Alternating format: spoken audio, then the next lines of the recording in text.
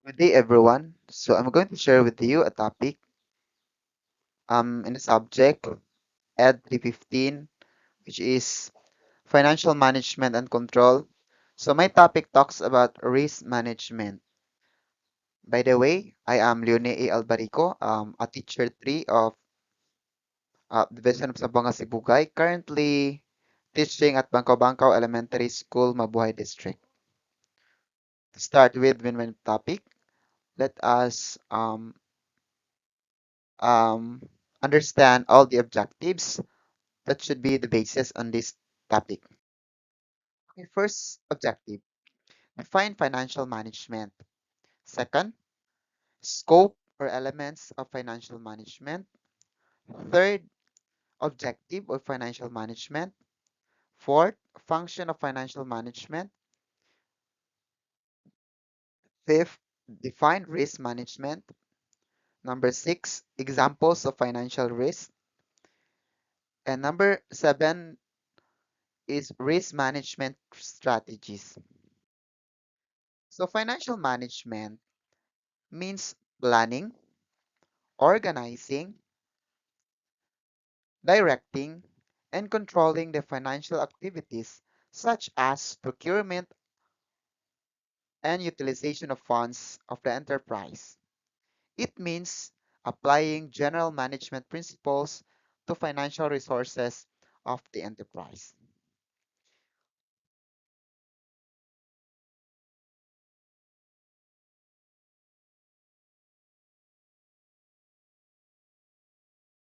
Next, elements of financial management. So there were elements of financial management. First is investment decision. Second is financial decision. And the third one is dividend decision. Let's talk about first this investment decision under the elements of financial management. So when we talk about investment decision, it includes investment in fixed asset called as capital budgeting. Investment in current assets are also a part of investment decision called as working capital decision. So yun yung tinatawag natin na investment decision. Second, we have financial decision. So this financial decision, they relate to the raising of finance from various resources, which will depend upon decision on type of source, period of financing, cost of financing, and returns thereby. So this financial decision, it talks about the financial matters. Next, we have dividend decision. So this dividend decision here, the finance manager has to take decision with regard to the net profit distribution. Net profits are generally divided into two. So this dividend decision is divided into two. So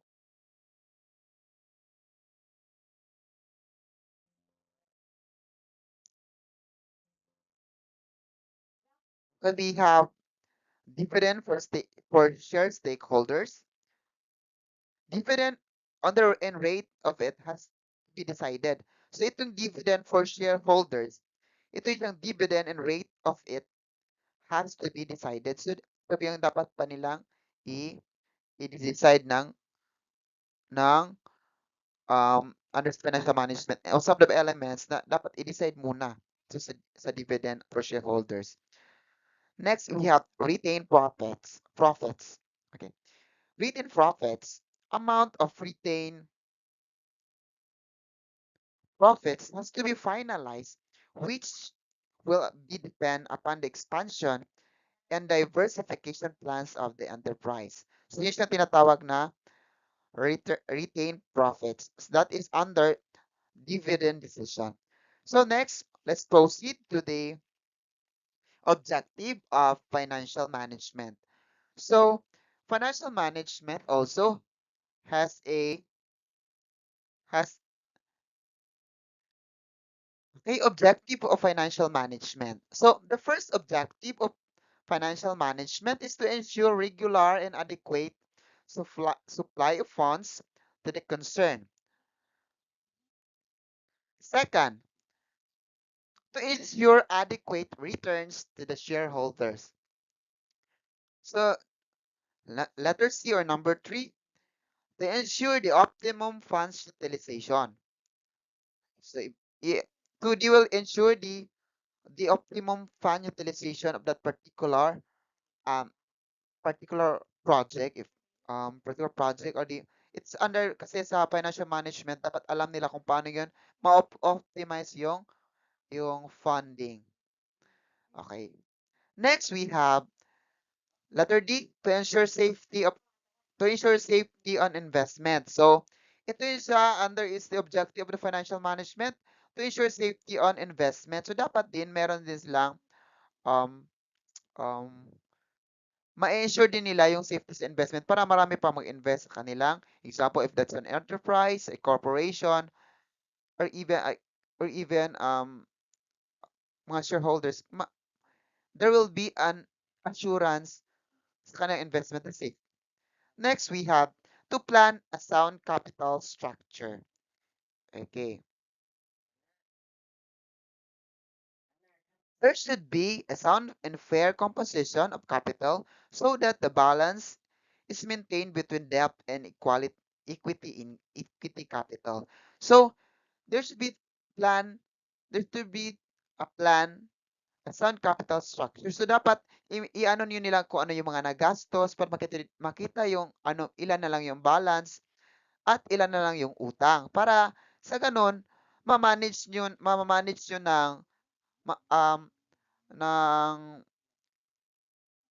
ng leader or yung manager kung paano niya yun um ano yung gagawin niya para ma-balance yung utang at saka yung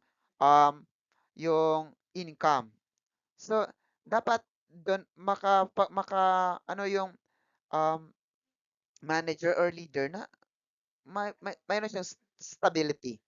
Dapat mas stable siya. Kasi yan ang problem.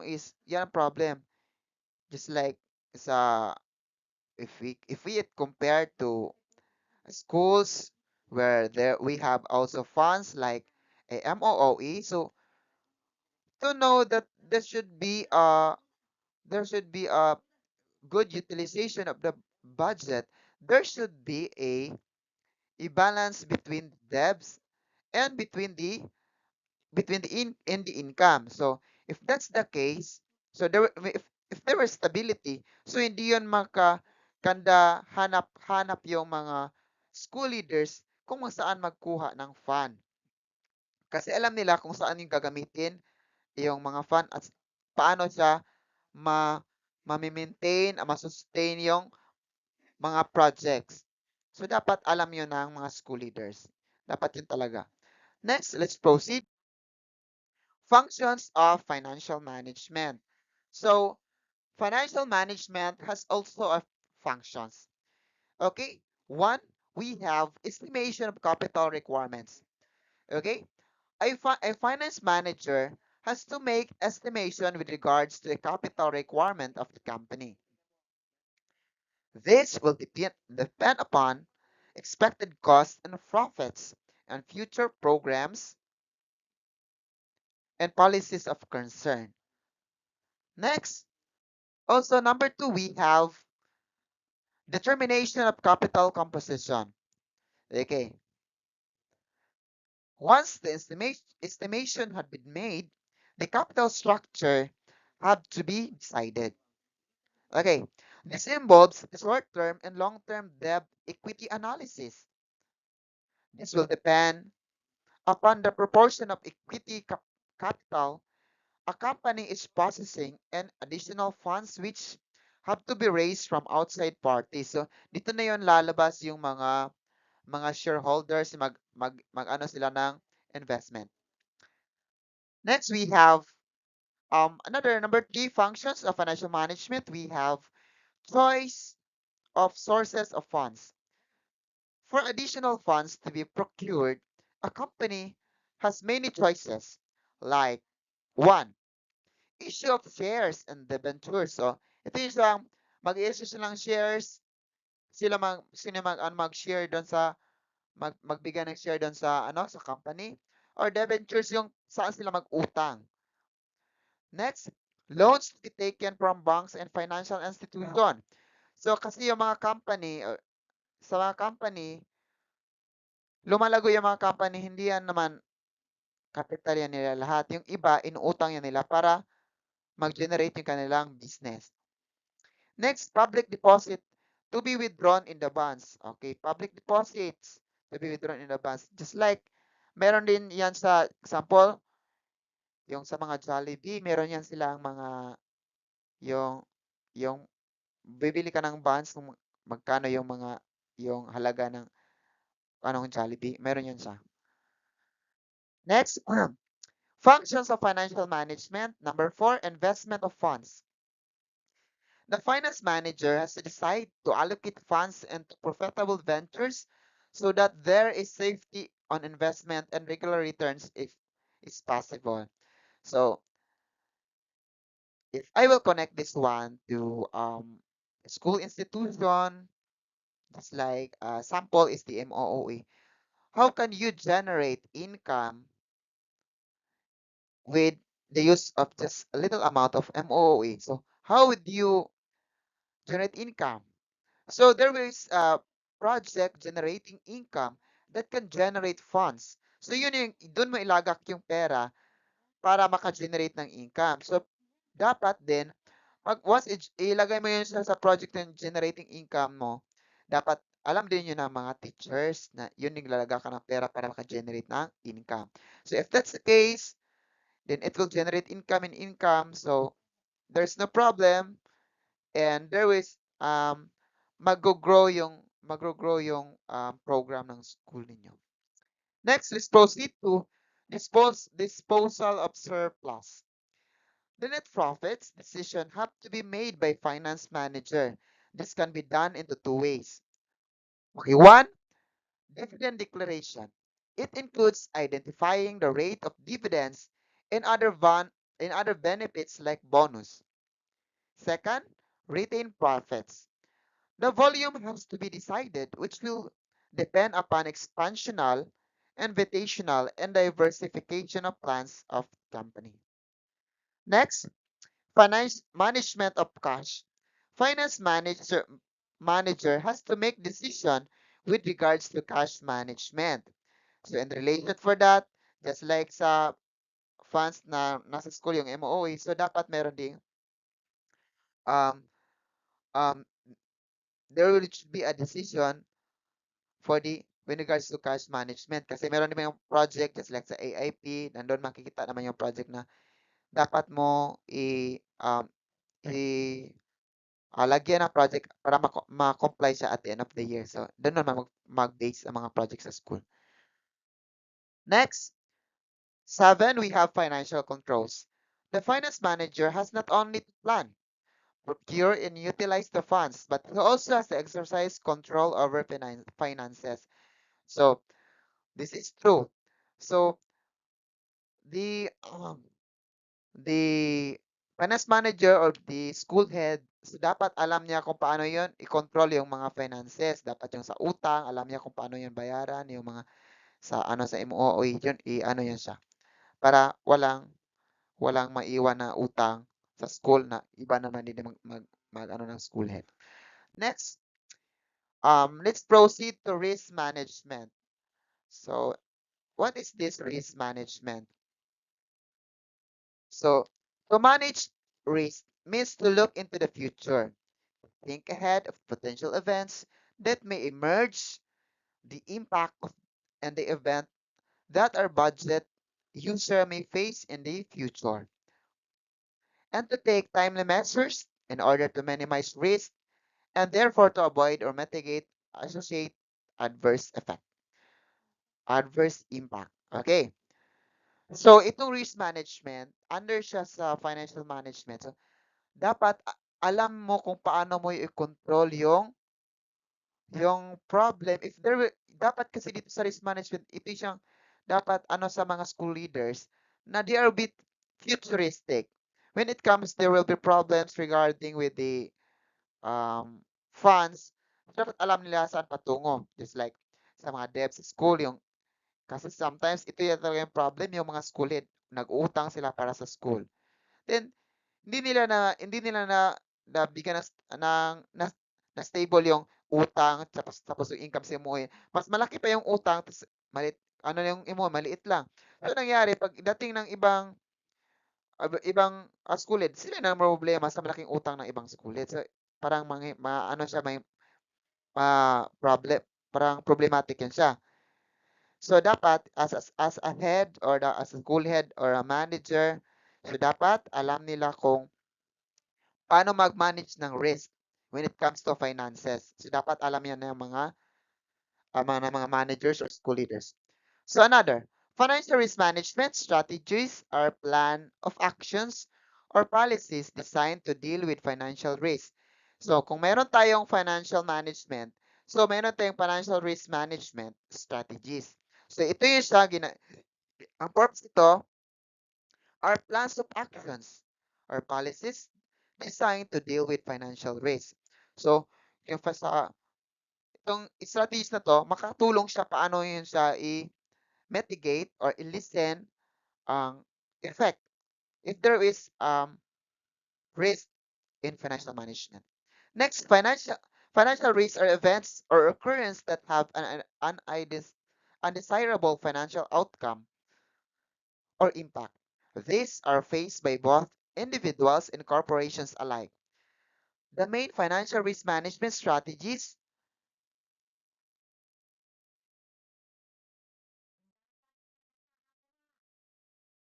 Okay. Next, we have also example of financial risk. So what are the example of financial risk?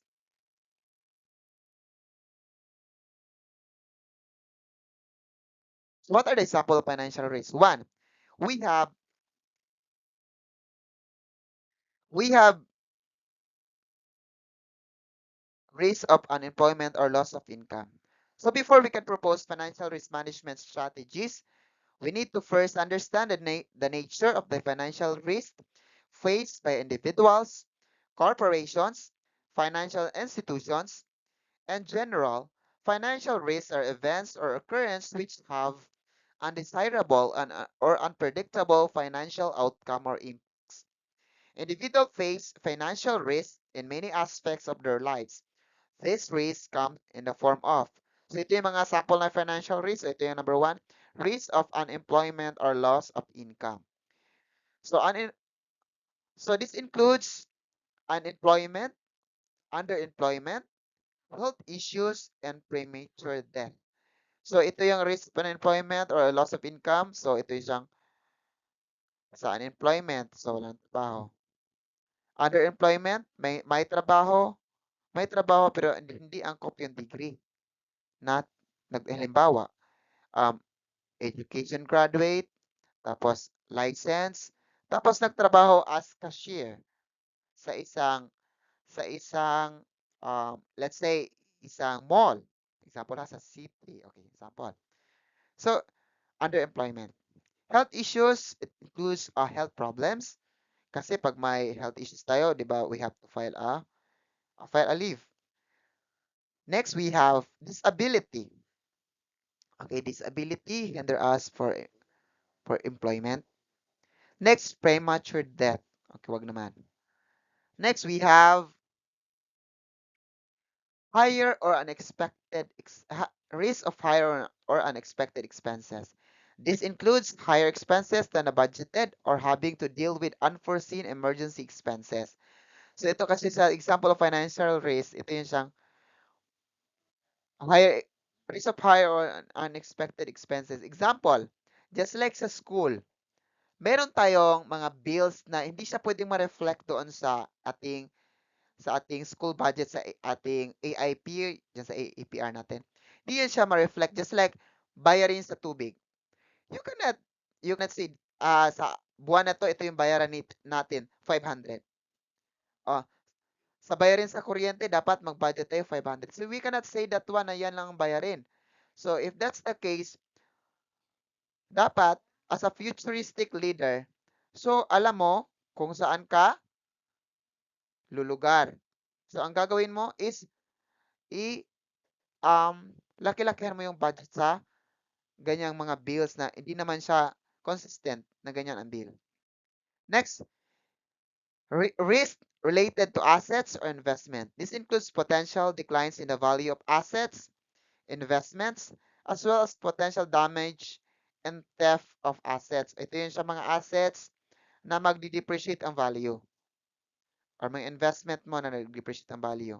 Okay? Just like mga luxurious things, yung mga car, okay, um, mga bahay, mga houses. So, magdi-depreciate yung value na yan. And we have also theft of assets. Okay, magkawala-wala yung assets. Magkawala yung baka ninakaw.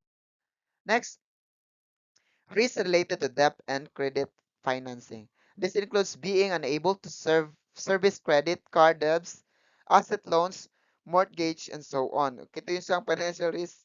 Marami nakaka-relate ito. Yun siyang sa very common. Ito yung siyang sa just like sa GSIS, maraming mga areas na ganyan. Yung asset loans, kaya mga iprenda yung mga ano para sa loan, parang ano. Next also, additional types of risk, market risk, the risk that loses may occur financial assets based on the dynamics of the overall financial markets. For example, an equity security losing a substantial portion of its value. Next, credit risk, the risk that our counterparty may default in the contractual obligation, for example, an individual defaulting on their personal loan.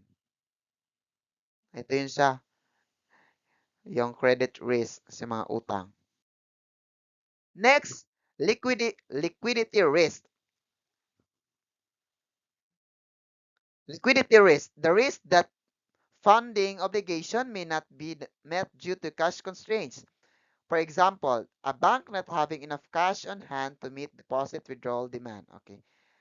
Meron din ganyan, yung mag-ano ka, mag-withdraw ka tapos wala, naubusan ng pera yung bank. Just like din sa ano, just like din sa in our life also we're also constraints in financial matters. Next, additional types of financial risk, we have operational risk. Operational risk, the risk that losses occur as a result of failed internal process, people and systems. For example, an employee making a mistake on a transaction result to monetary loss. O ganyan yung just like sa yung sa mga magbibigay ng mga sweldo, just like sa mga ano yan siya, sa division magbigay ng sweldo. Tapos kasi mga ATM accounts, meron siya mga number. Tapos namali mo yung namali mo nabigay yung ano yung desired amount. So, problem yun siya. Next, we have also what are financial risk management strategies. Okay, financial risk management strategies are plan or actions or policies that are designed to deal with various forms of financial risk. The strategies are important for any firm or individual to manage the inherent financial risks that come with the operating within the economy and financial system.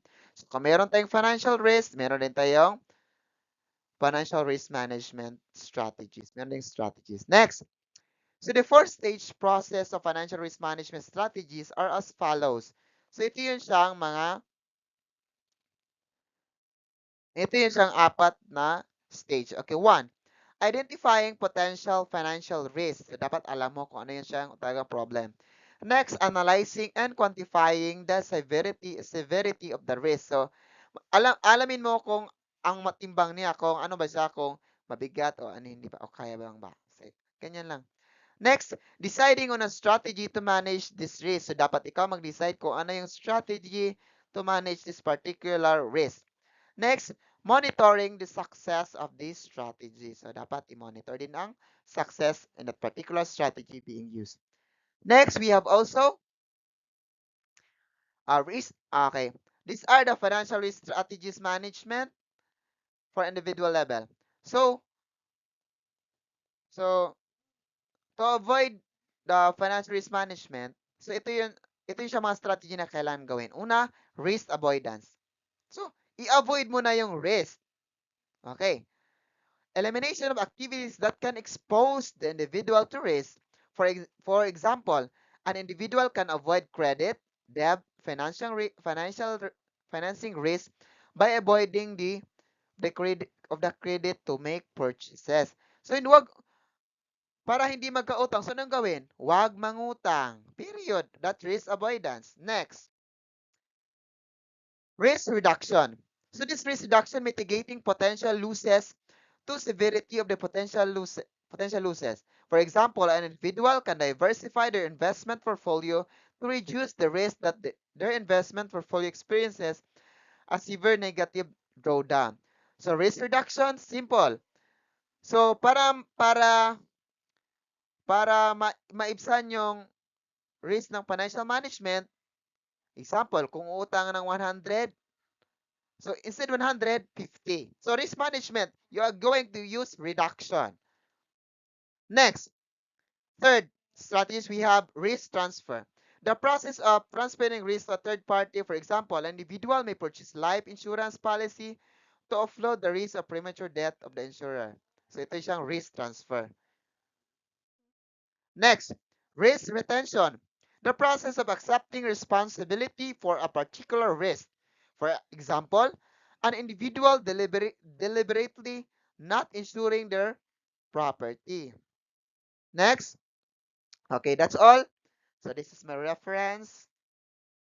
Thank you and good day to all. This is presented to Ma'am Joanne J. Quaresma, EDD.